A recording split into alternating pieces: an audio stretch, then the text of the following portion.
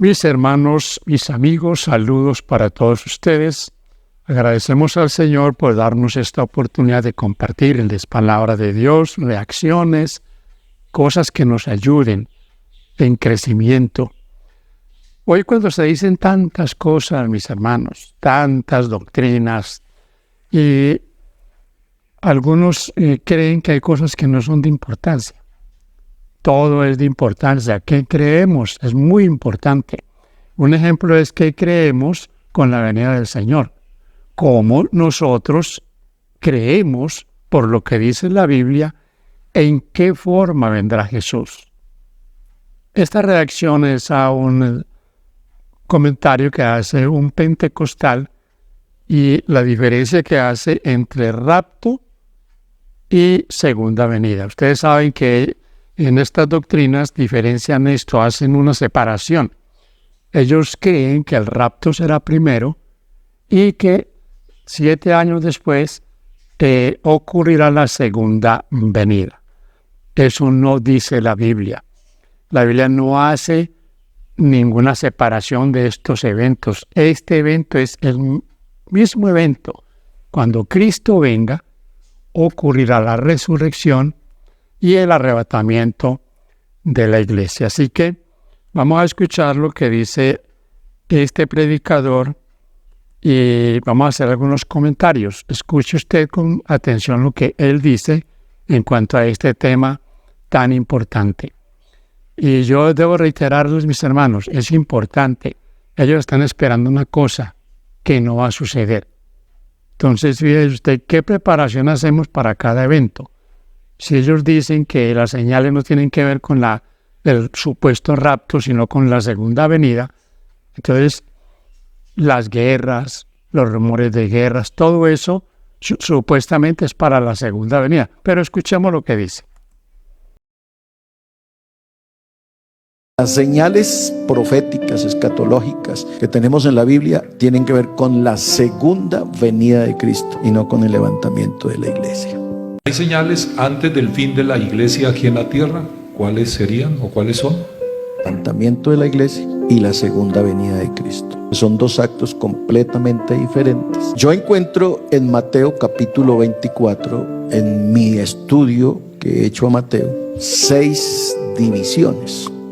Todas las señales de Mateo y todas las demás nosotros decimos rumores de guerras, hambres, pestes. Y en realidad son señales, pero no para el levantamiento de la iglesia, sino para la segunda venida de Cristo. Para el levantamiento de la iglesia no hay señal, no hay un punto donde digamos pilas porque estamos. Todas las señales están apuntando a la segunda venida de Cristo.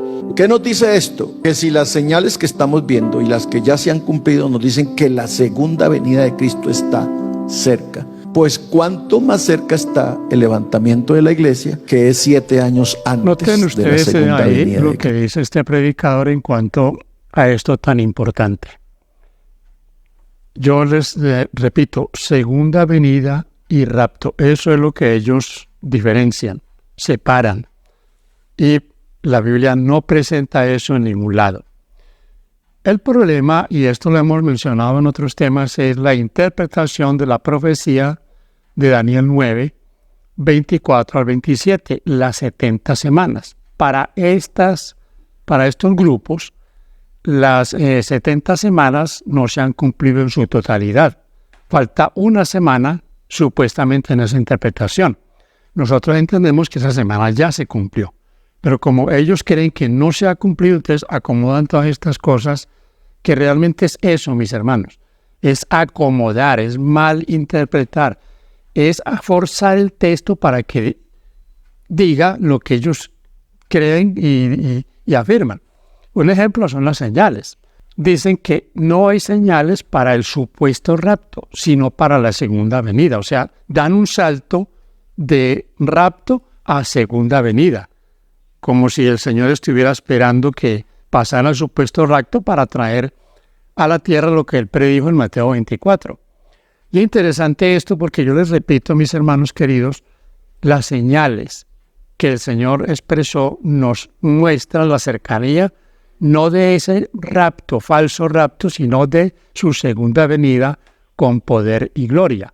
Y que también va a ser, cada paso va a ser un aviso para que nosotros nos preparemos o estemos siempre al tanto de todas estas cosas. Entonces, si ellos ven que las señales son para la segunda venida, entonces, ¿cómo va a haber un rapto en medio de esas dos situaciones? Es totalmente equivocado esto. Eso muchas veces, mis hermanos, yo he encontrado que en este campo o en este credo pentecostal, aquí en Colombia se conoce como Pentecostales Unidos o Iglesia Pentecostal Unida de Colombia, ellos no están muy unidos. Como pasa siempre, hay divisiones entre los grupos porque unos piensan una cosa y otros dicen otra. Este predicador dice que es lo que él cree, que es lo que él ha estudiado en Mateo 24, y pues cuando nosotros no tenemos un criterio unificado, cuando no creemos todos una misma cosa, pues por supuesto el uno va por un lado y el otro va por el otro. Y en la Biblia es claro que hay un consejo de que nosotros estemos unidos en lo que creemos, en lo que predicamos. Así que es una lástima que en estos grupos se engañen de esa manera o que Satanás los tenga enredados tan vilmente. Y recuerden ustedes, si falta una semana de las 70 semanas, entonces ellos tienen que acomodar todo ese sistema, siempre apuntando a que falta esa semana, que son los 7 años de los que ellos están hablando.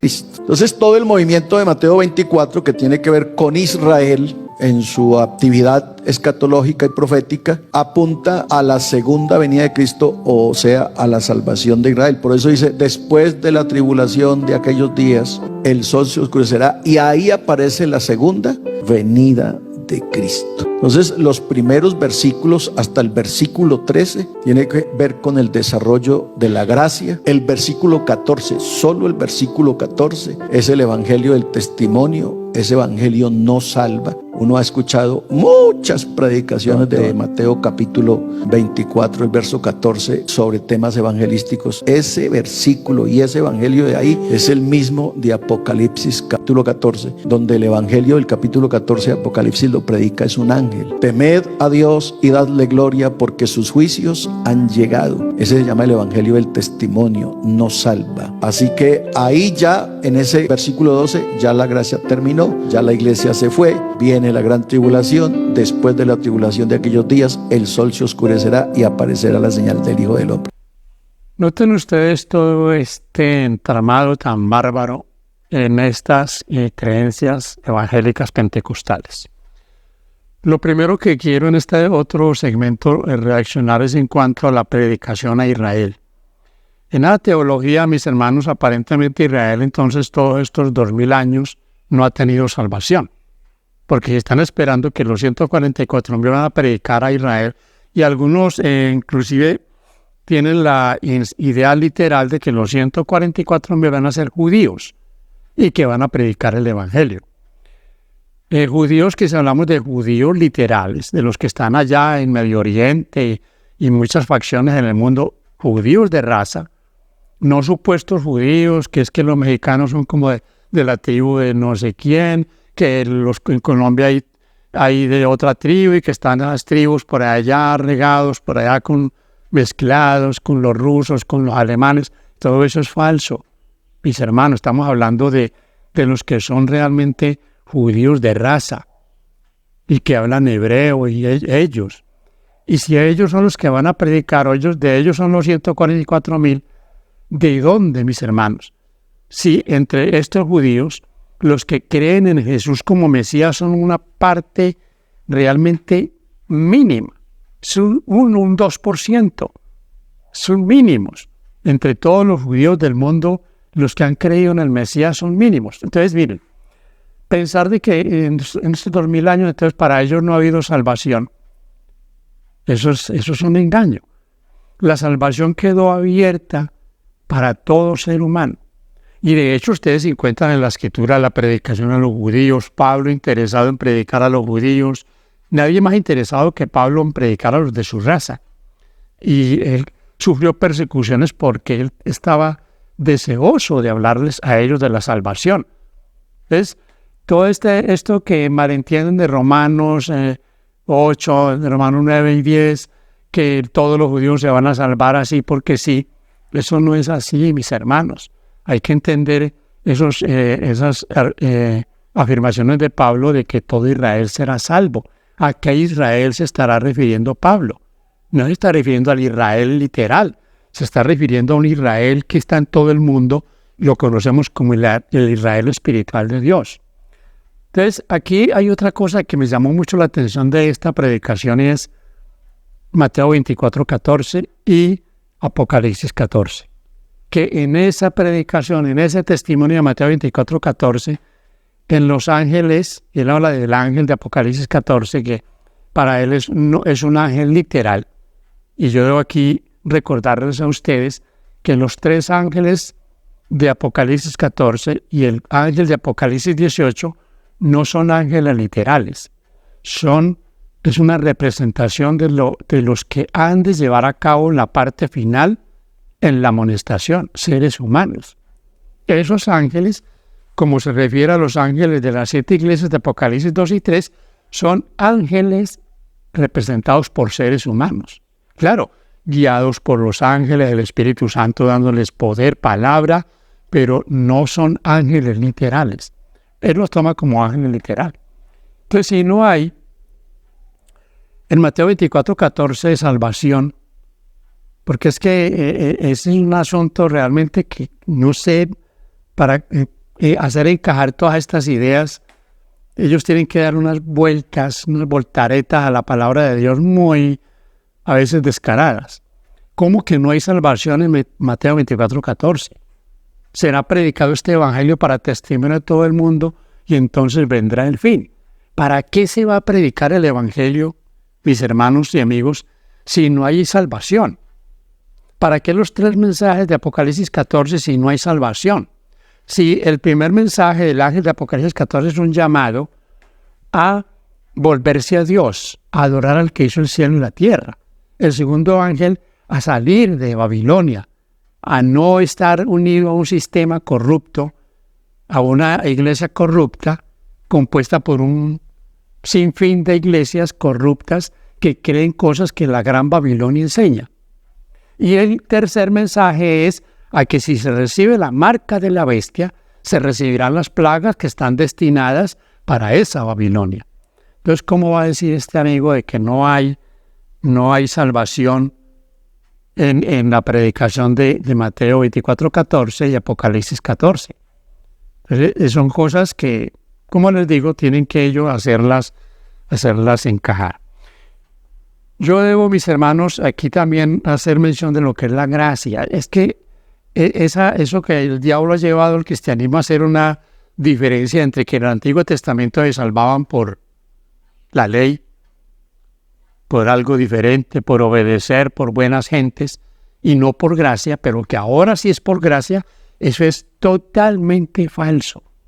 Nadie, mis hermanos queridos, nadie de los que se registra en este libro como hombre de Dios va a ser salvo por sus propios esfuerzos. La gracia de Dios se manifestó inmediatamente, el hombre se apartó de Dios. Es más, antes ya había gracia expuesta. ¿Para quién? Para Satanás y sus ángeles. Dios les extendió su gracia, los reconvino para que ellos se volvieran de sus perversos caminos, pero no quisieron. Nadie, ni Adán, ni Abraham, ni David, ni Daniel, ni Jacob, nadie, ni Noé. En Génesis 6 habla de que Noé halló gracia ante los ojos de Dios. Y así usted va a encontrar la gracia de Dios. Terminemos de escuchar un poco más de lo que dice este amigo predicador pentecostal en su intervención. ¿Cómo explicar bíblicamente, con más versículos, que la multitud de ropas blancas de Apocalipsis 7:14, las cuales salieron de la gran tribulación, no son gentiles, aunque en el mismo capítulo dice que eran de todas las naciones, tribus, pueblos y lenguas? Mire, ninguna de las características, ninguna que se mencionan de esa gran multitud aplica a Israel. Les voy a leer despacio y les voy a decir dónde está el problema. El capítulo 7 de Apocalipsis nos muestra las 2 clases de gente que se van a salvar: Israel y los gentiles. Israel apenas va a ser evangelizado a través de los 144,000 que saldrán por todo el mundo a evangelizar. Por eso, mire el versículo. Después de esto vi a 4 ángeles en pie sobre los 4 ángulos de la tierra que detenían los 4 vientos de la tierra para que no soplase viento alguno sobre la tierra, ni sobre el mar, ni sobre ningún árbol. Tierra en escatología es Israel. Mar en escatología son gentiles y árbol en escatología son hombres. Entonces van a predicar los 144,000 y durante esa época no se da oportunidad de que nadie más predique otra cosa. Por eso dice, detienen los 4 vientos de la tierra. Viento en la escatología y en la Biblia es doctrina. Entonces Israel va a ser evangelizado a través de los 144,000, así que Israel está representado en esos 144,000. Los otros ya están salvos, la multitud que sigue. Después de esto miré, y he aquí una gran multitud, la cual nadie podía contar, de toda nación, de todo pueblo, de toda tribu, de toda lengua, que estaban delante del trono. ¿Y cómo estaban? ¿Llorando? No, en la presencia del Cordero, vestidos de ropas blancas. Hablemos un poquito de los 144,000 y sobre todo de la gran multitud que aparece allí en Apocalipsis. Por supuesto, ellos hacen diferencia en esto porque es que ellos toman algunos textos, los acomodan hablando de que como la iglesia va a ser raptada, los 144,000 van a ser de los que van a salir de la gran tribulación en la que supuestamente ellos no van a estar. O no va a estar la iglesia evangélica en la periodo de la gran tribulación.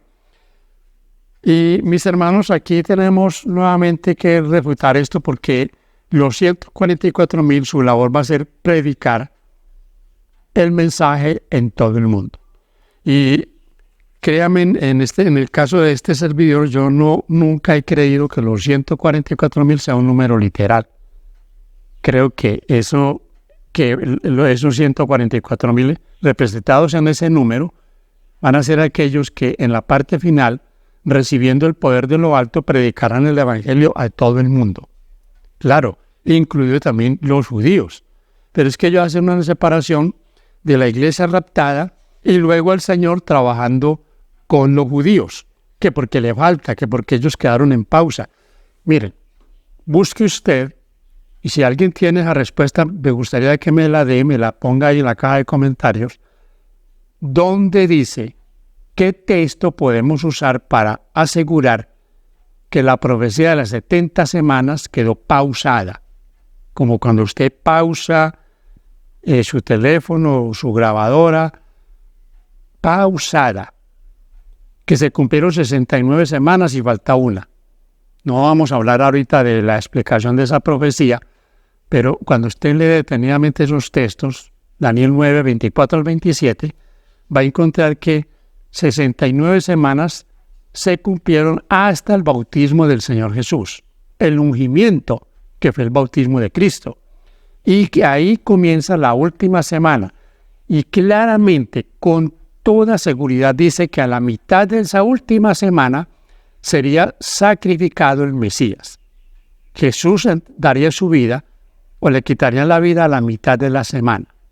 Cesaría el sacrificio, no más corderos. Esto lo prueba que cuando Él muere, cuando Él entrega su espíritu, dice que, Mateo 27 dice que el velo del templo se rasga de arriba abajo. Ya no más sacrificios. Lamentablemente en estas ideas, ellos están esperando un tercer templo y que los judíos van a volver a sacrificar. Y yo les voy a decir algo que eso quede claro. Si los judíos vuelven a sacrificar animales, esa es la confirmación rotunda de que el judío que haga eso está rechazando a Cristo como el Salvador, como el Mesías. No hay nada más. Si están esperando un tercer templo para hacer sacrificios, no hay nada. No hay nada, mis hermanos. Como cerraron en su corazón en la época del Señor Jesús, que cerraron su corazón, claro, muchos creyeron, pero la gran mayoría, los líderes, no creyeron. Lo van a cerrar también esos judíos ahora. Es que ir a Jerusalén o ir a un barrio ortodoxo allá en Nueva York a predicarle a Cristo a esos judíos ortodoxos, ultraortodoxos, es una sentencia de muerte. Te apedrean, te van a hacer lo que sea. Te van a expulsar, te van a dar patadas. Entonces, ¿cómo van a decir estos que esos van a predicar el Evangelio en la parte final de esta historia? Mis hermanos, gracias por acompañarnos en estas reacciones. Esperemos dar ideas, posiblemente una ayuda de algún pentecostal que se encuentre por ahí sincero y que está enredado con estas cosas. Ellos no solo están enredados con su idea unicitaria de que Dios es uno solo, de que Dios es un Dios mutante, era el Padre, se convirtió en el Hijo, ahora es el Espíritu Santo. Ellos no creen que Dios está en tres personas, sino que es uno solo, solo que ha tenido diferentes facetas. Y eso en la Biblia tampoco se puede probar. En la Biblia encontramos siempre a un Dios actuando en tres personas distintas, perfectamente unidas, y sobre todo en un propósito fundamental, la salvación suya y la mía. Gracias por acompañarnos hasta aquí. Esperamos haber dejado alguna idea, algún aporte a estos temas que son tan importantes, de tanto engaño que hay en el mundo hoy en cuanto a lo que dice la palabra de Dios. Que Dios te bendiga, mis hermanos, es nuestro deseo.